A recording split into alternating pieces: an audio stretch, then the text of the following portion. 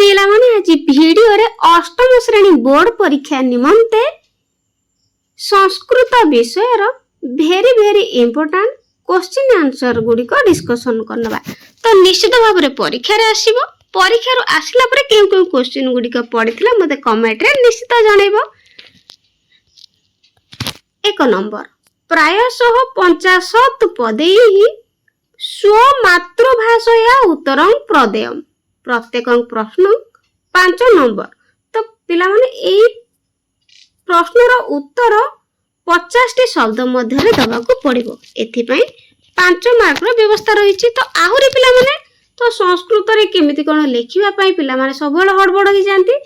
तो मु आज जेमिति कहूछि तो सेई भली भाबरे लिखिबो संपूर्ण भाबरे ओडिया रे। तो स्व मातृभाषा देछि तेणु संपूर्ण भाबरे ओडिया रे लिखिया पई संस्कृत रो प्रश्न उत्तर गुडी को पड़िबो। तो देखो गोटे कहि दोछि सर्प दुर्जनयोः स्वभावं वर्णयत। तो एठी देछि साप आउ दुर्जन व्यक्तिर स्वभाव किपरि हेथाय तो ताहा वर्णना करिया पई। तो एहार उत्तर करिबा। तो एई भली भाबरे लिखिबो। उत्तर संस्कृत साहित्य अनुसार साप एवं दुर्जन व्यक्ति उभय भयंकर किंतु एमानक मध्य रे एक मुख्य पार्थक्य रहिछि। साप केवल सेतिकी बेले दंशन करे जेते बेले ताकू के आघात करे बा तार समय आसे।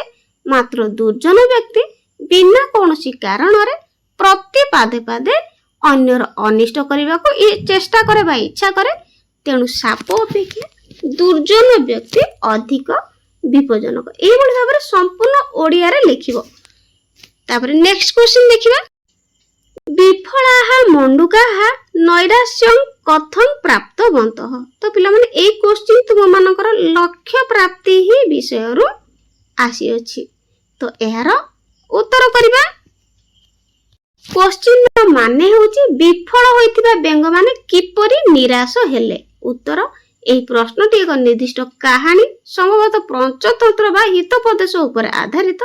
तो एगुडिक न लिखिकी ए दुई धाडी लिखिबनी एउठु लिखिबो जेते बेले व्यंग माने निजर लक्ष्य स्थल रे पहुंचीबा को बारंबार चेष्टा करी मध्य सफल हेले नाही एवं अन्य मानक नकारात्मक कथा सुनिले से माने मानसिक भावे दुर्बल होई नैराश्य बा निराशा प्राप्त हेले। ए भली भाबरे लिखिले निश्चित भाबरे 5 मार्क पाइबो।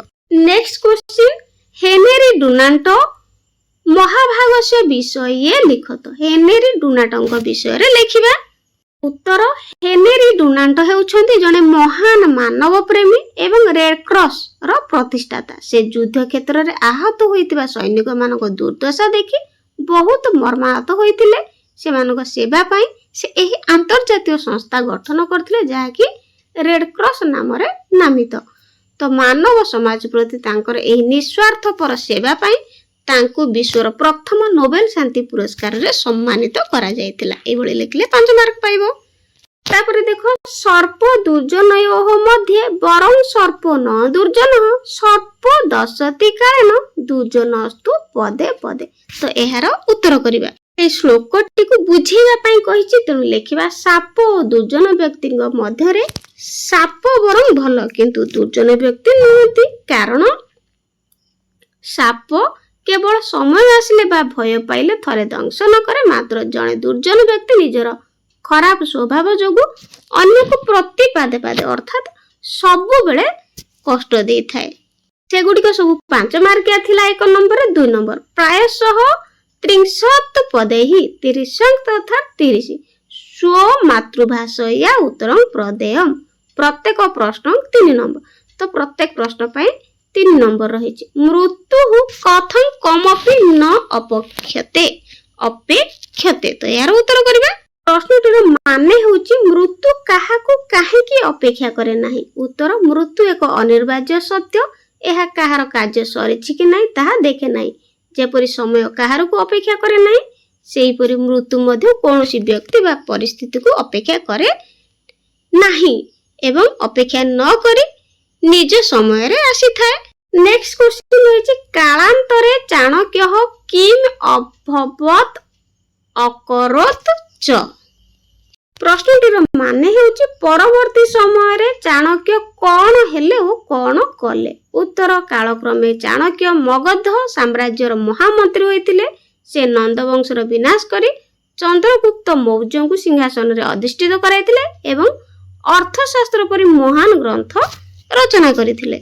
नेक्स्ट क्वेश्चन, बुद्धिमान जनः स्वकार्यं केन रूपेण करोति। बुद्धिमान लोक निजर कार्य किपरि करंती। उत्तर लिखिबो, बुद्धिमान व्यक्ति सब बेले चिंताशील होई कार्य करंती। सेमाने आलस्य त्याग करी समयर सदुपयोग करी एवं धैर्य सह निजर लक्ष्य हासिल करिबा पई योजनाबद्ध भावे कार्य संपादन करंती। नेक्स्ट क्वेश्चन रहिछि, दीर्घदर्शितायाः कह लाभः। दीर्घदर्शितार लाभ कौन। उत्तर दीर्घदर्शिता द्वारा मनुष्य भविष्यत आसुथिबा विपद किंबा सुजोग को आगुआ अनुमान करि पारे।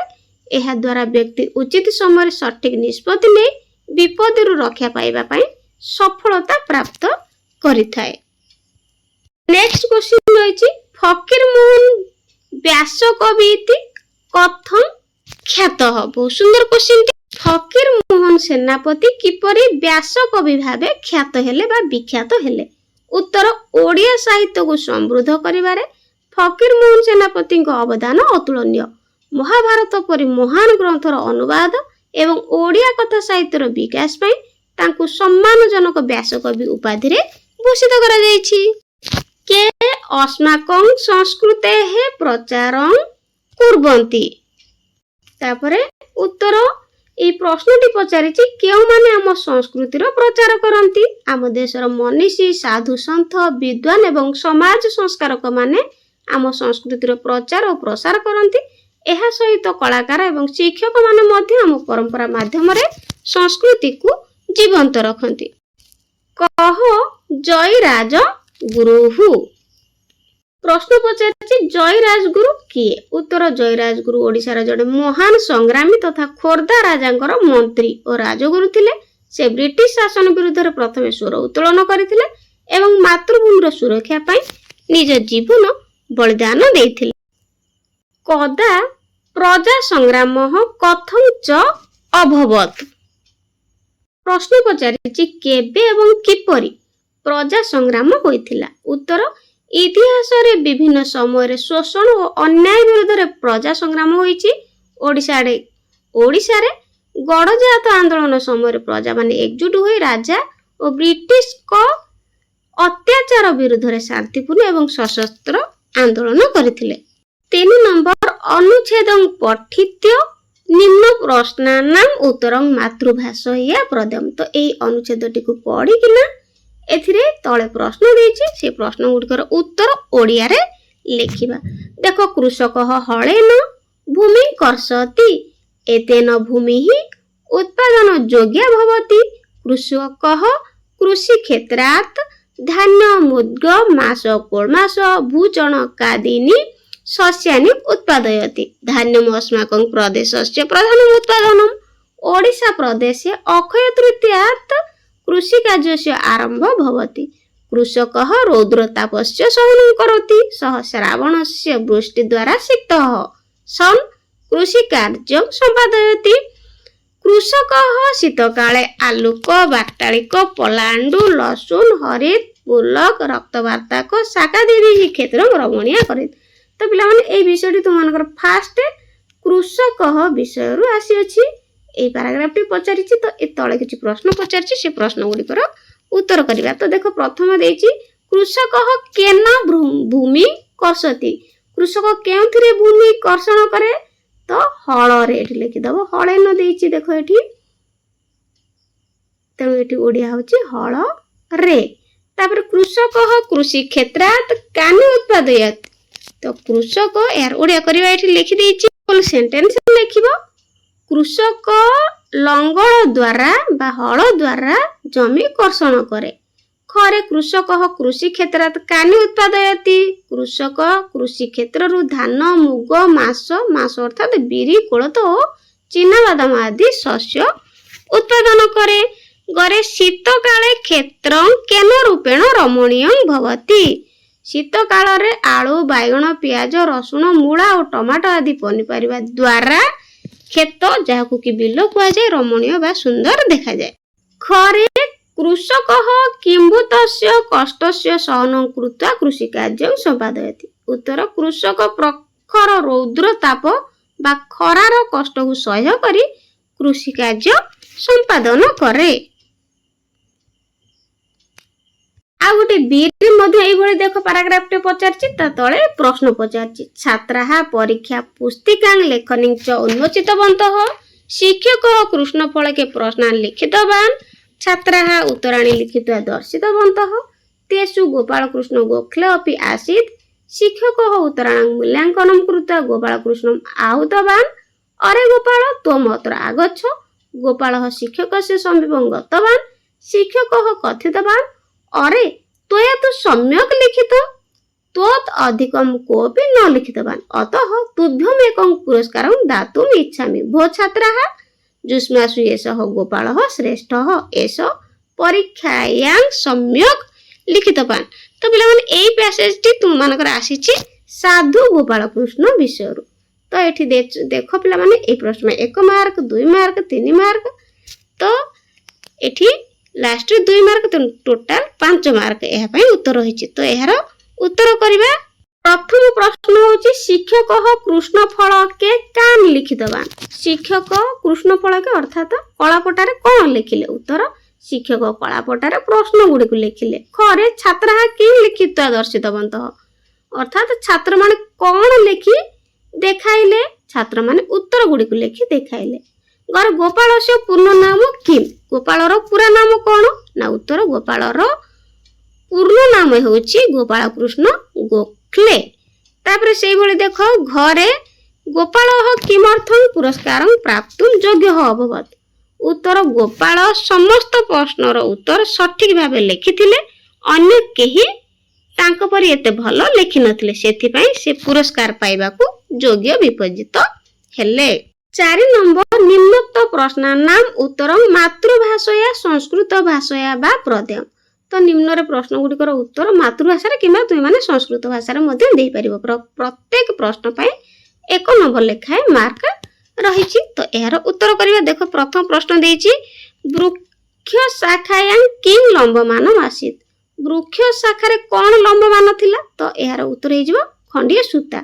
कह काल रूप हो आसीत के काल रूप थिला से जो बड़ कोइलिटी।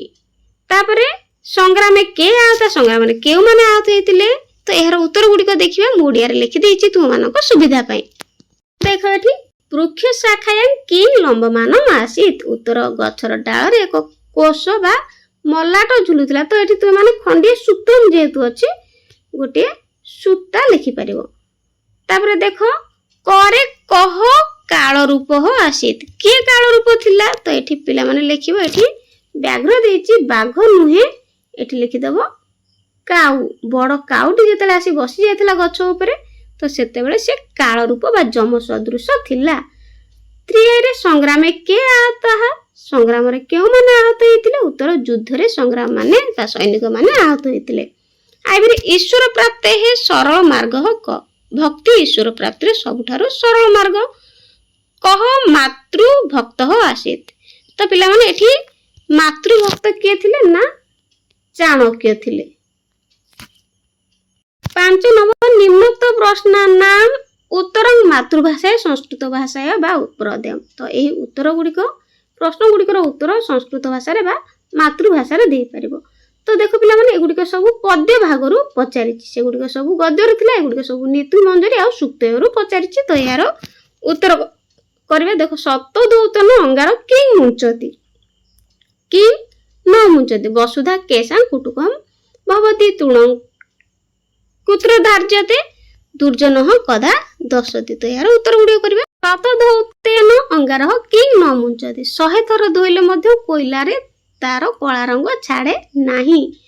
वसुधा केशां कुटुंब कम भवति उत्तर उदार चरित्र बा महान व्यक्ति मानक पाई समग्र पृथ्वी गोटे परिवार सदृश। तापरे तुणं कुत्र धार्यते उत्तर शरणागत हेबा समय मुखरे बा दांत संधि घास धारण करा जाए।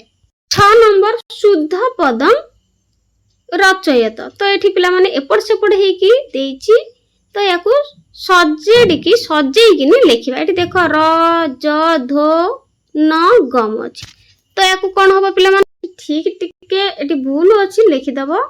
एठी राजधानी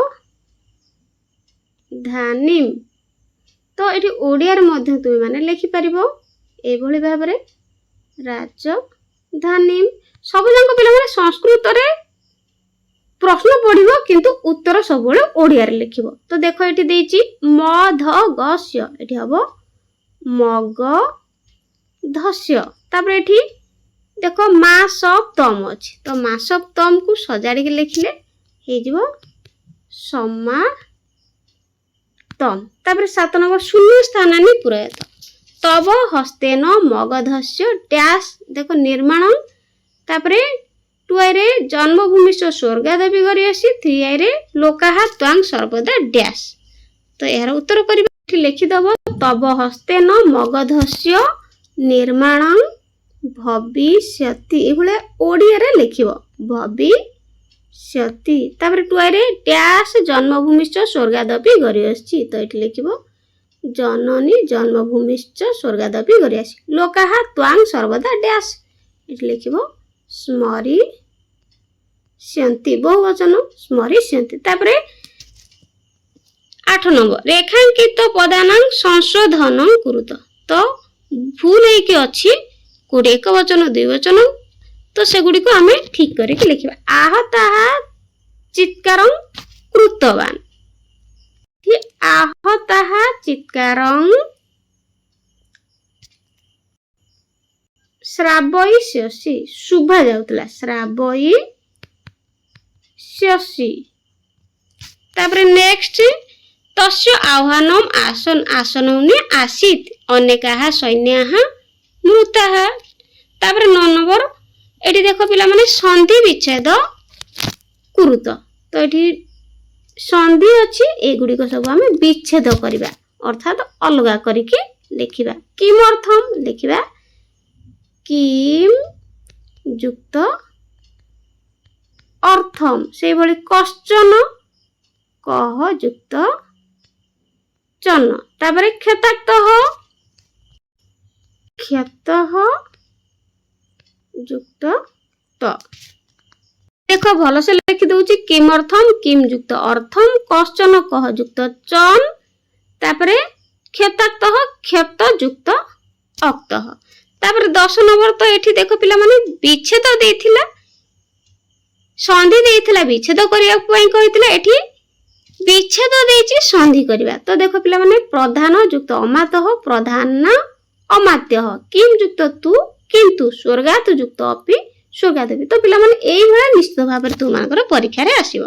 11 नंबर प्रश्न संस्कृत भाषा वाक्यानि रचयत तो संस्कृत भाषा रे वाक्य रचना करिवो। अभवत सह शिक्षक अभवत निश्चित भाबरे पिला माने एगुडी को पढिबो। आसीत एकः राजाः आसीत। तापर 12 नंबर उदाहरण पश्चात लिखत तो उदाहरण देखिकी लिखिबा भविष्यत काल करिबा। पठ रो भविष्यत काल हे जिवो पठिष्यति से भली गम रो गमिष्यति तो एक वचन गमिष्यति द्वि वचन गमिष्यतः गमिष्यन्ति से भली पठिष्यति पठिष्यतः पठिष्यन्ति। तापर हस रो हसिष्यति तो एठी हमें लूट लकार बा भविष्यत काल कले। 13 नंबर मूल धातु नाम नामाने लिखत क्रियापद रे कोन मूल धातु हबो लिखिबो। देखो पढुची रो पढ धातु चलुछंती चल धातु चलंती तापर सुनुछंती श्रु धातु शुणुवंती से भली पा धातु पीबा अर्थ रे धातु धाइबा अर्थ रे तापर नि धातु नेबा अर्थ रे ए भली सब बहुत धातु गुडी को प्रैक्टिस करिवो। 13 नंबर निम्नोक्त धातु रूपाणां मूल धातु एगुडी को सब हम कले जेमिति कि राम विद्यालय पठती पढ़ धातु घोड़ा गुडी को धावंती धाव धातु से भली बालक दुग्धं पिबती एठी पा धातु पीबा अर्थ रे। तापर 14 नंबर लास्ट संस्कृत भाषा अनुवादं कुरुत तो संस्कृत भाषा रे निश्चित भाबरे तुम मानकर ट्रांसलेशन बा अनुवाद पढिबो तेणु भल भाबरे करिवो। पिलाटी तळे पड़ी गला लिखिबो बालक अधः अपतत तो पिला माने ट्रांसलेशन प्राय तो जानि पारंतिनी एई भली भाबरे ओडिया रे लिखियो बालक ଅଧଃ ଅପତତ୍ ଅର୍ଥାତ୍ ପିଲାଟି ତଳେ ପଡ଼ିଗଲା। ତାପରେ ଆପଣ ଏଠାକୁ ଆସନ୍ତୁ, ଭବାନ ଅତ୍ର ଆଗଚ୍ଛତୁ। ତାପରେ ହରି ବୃଦ୍ଧ ଲୋକଟିକୁ ଦେଖିଲା। ହରି ବୃଦ୍ଧ ଲୋକଟିକୁ ଦେଖିଲା। ଅନୁବାଦ କରିଦେଲେ ହରି ହିଁ ବୃଦ୍ଧଂ ଜନଂ ଦୃଷ୍ଟ୍ୱା ଆହୁତବାନ୍। ଏଠି ହରି ବୃଦ୍ଧ ଲୋକଟିକୁ ଦେଖି ଡାକିଲା, ତ ହରି ବୃଦ୍ଧଂ ଜନଂ ଦୃଷ୍ଟ୍ୱା ଆହୁତବାନ୍। ଏଇଭଳି ଭାବରେ ଟ୍ରାନ୍ସଲେସନ ଗୁଡ଼ିକ ବା ଅନୁବାଦ ଗୁଡ଼ିକ କରିବ। ତ ସଂସ୍କୃତ ଜମାରୁ କଷ୍ଟ ନୁହଁ, ବହୁତ ସହଜ, ଖାଲି ପଢ଼ି ଜାଣିଲେ ହେଲା। ତ ଭଲ ଭାବରେ ପ୍ରାକ୍ଟିସ୍ କରିବ। ନବମ ଦଶମକୁ ଆହୁରି ବହୁତ କିଛି ଶିଖିବ। ଭିଡ଼ିଓଟି କେମିତି ଲାଗିଲା କମେଣ୍ଟରେ ନିଶ୍ଚିତ ଜଣାଇବ। ସମସ୍ତଙ୍କୁ କାଲି ସଂସ୍କୃତ ପରୀକ୍ଷା ପାଇଁ all the best. Thank you.